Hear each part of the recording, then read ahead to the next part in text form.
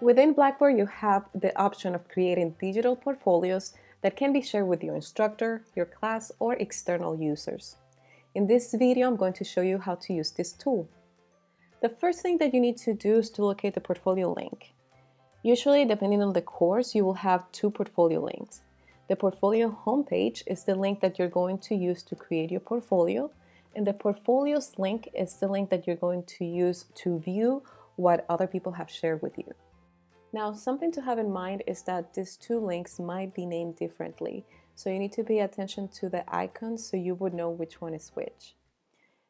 Another thing to remember is that the content that you're going to include in the portfolio will be different according to the class, so make sure that you read the assignment description to know what is it that you need to include in the portfolio.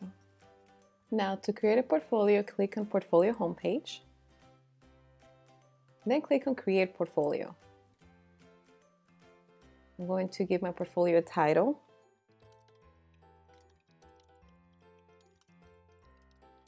And I'm going to add a short description. Click Submit. And now you can decide if you want to take a tour of the portfolio features. In this case, I'm going to say no thanks.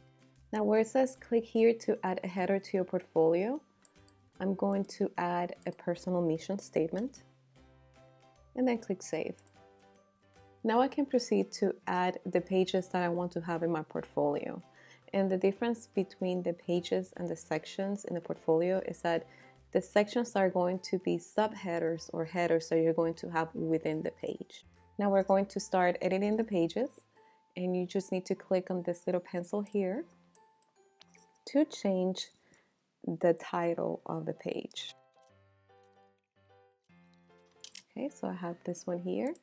Now I'm going to add another page by clicking here on this plus icon. It's page 2.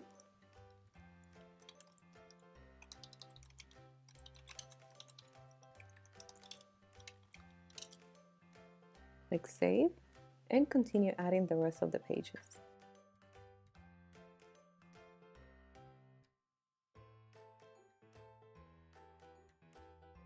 Now that I have added the pages that I need in my portfolio, I'm going to start adding content to each one of the pages. And the way I do that, I click on the page and start editing the sections within the page.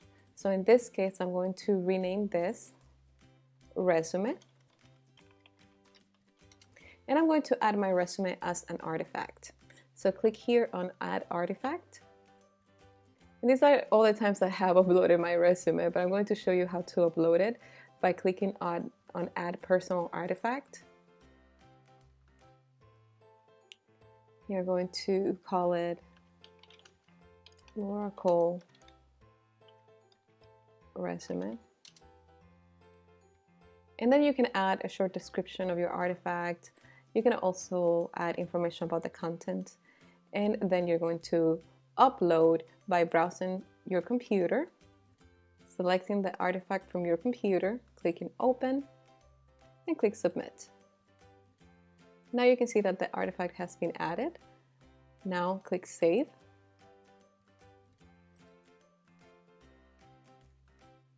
And if you need to go back and edit the artifact again, you can always click here on a pencil and it will take you back to the text editor. I don't need to add anything else here, but I do want to add my list of references, and I'm going to add it as a new section within the page. So to add a new section, just click here on this plus sign, and I'm going to call this References. And the same, add an artifact.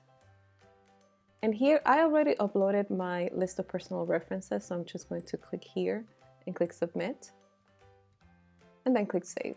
So if you want to view how other people will see your portfolio, you can always scroll up and click on Preview and Customize. And this is the way they're going to see it. So if somebody wants to look at your resume, they're going to click on here and then click on the attachment. And here's the resume. Okay. So now let's go back And something that I wanted to point out is that the content that you add in the section does not have to be an artifact. For instance, if I come here to professional training, section 1, I can call this certifications and include the list of my certifications here. So it could be something that you just write in the text. I'm going to click save, and then let's see how this looks. So now if I click here on professional training, you can see the list of certifications there. So it does not necessarily has to be an attachment. Another thing that I wanted to point out is that you can also add pictures and videos. So if you want to add a volunteer work here, and you want to add a picture of when you were volunteering, I don't know, Habitat for Humanity. Okay, then you want to add a picture. Let me go back and show you the link. This is the picture link. Insert edit image. And I'm going to browse my computer and add a picture.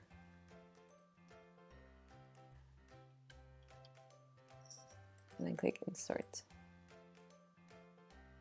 Okay, so you can see the picture here. You can resize it however you think it's going to look better, and then click save. So now if you click again on preview and customize, if you click on volunteering and community engagement, you're going to see the picture right there. Now, another type of media that you can include in your portfolio is video. So if there's something that you want to show that you have captured in video, you can always embed it here. For instance, I have this example on YouTube about somebody getting an award. And if you have a video of you getting an award and you want people to see it, you can go to the video link here. It's on YouTube. There's usually an embed code that you need to copy. Then you go back to the portfolio and let's say personal achievements. And I'm going to call it awards. And if you go here to where it says HTML code, you just paste that embed code that you got from YouTube, click update, and then click save. And there's your video. So again, if you go and preview the page or the portfolio, click on personal achievements, you're going to see the video. So there's a lot. You can do a lot with this portfolio feature. For instance, another thing that you can do is to add a footer with copyright information and also personal information on where to contact you, your email address or phone number if you want to include that information.